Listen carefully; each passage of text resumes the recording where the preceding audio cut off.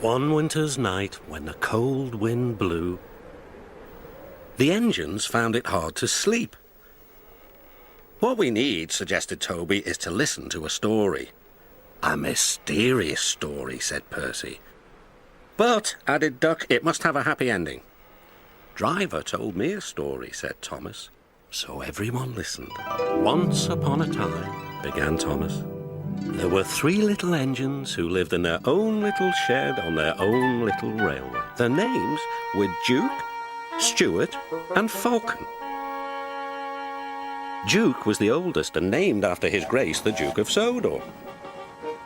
He was proud of this and loved to keep the little engines in order.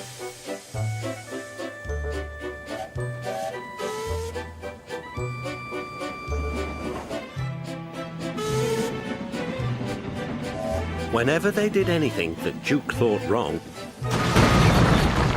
he would say, "That would never suit His Grace."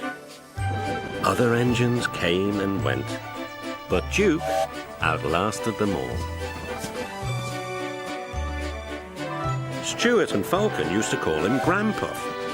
They were fond of him, but they got very tired of hearing all about his grace. Sometimes they would tease him and chant, "Engines come, engines go, Granpuff goes on forever." "You impertinent scallywags," Duke would say.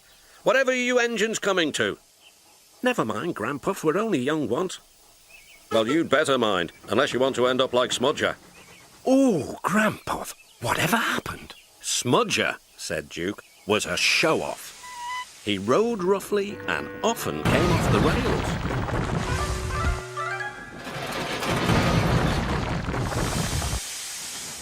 I warned him to be careful, but he took no notice." "Listen, Dookie, who worries about a few spills?" "We do here," I said, but Smudger just laughed. Until one day, manager said he was going to make him useful at last. Smudger stopped laughing then. "Why? What did he do?" "He turned him into a generator. He's still there behind our shed. He'll never move again."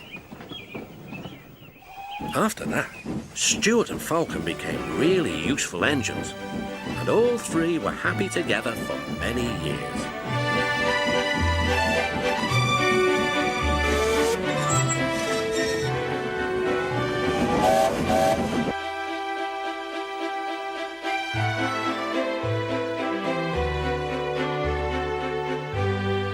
Then, hard times came. The mines in the hills closed. And the railway was closed too. People came to buy the engines. "We'll take Stuart and Falcon." No one wanted Duke. They thought him too old. "Cheer up, Granpuff," called Stuart. "We'll find you a nice railway, and then you can come and keep us in order." They tried to be brave and cheerful, but no one really thought their dreams would come true. Duke's driver and fireman oiled and greased him one last time. They sheeted him snugly and said goodbye. They had to go away and find work. Duke was alone. "Oh well," he sighed, "I'll go to sleep. It'll help pass the time."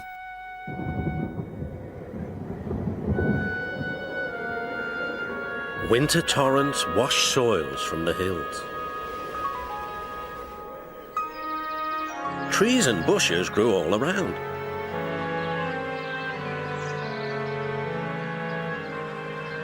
You wouldn't have known a shed was there, let alone a little engine asleep inside. "That's not a happy ending," exclaimed Percy. "Ah," murmured Thomas sleepily, "there will be. But that'll have to wait until next time."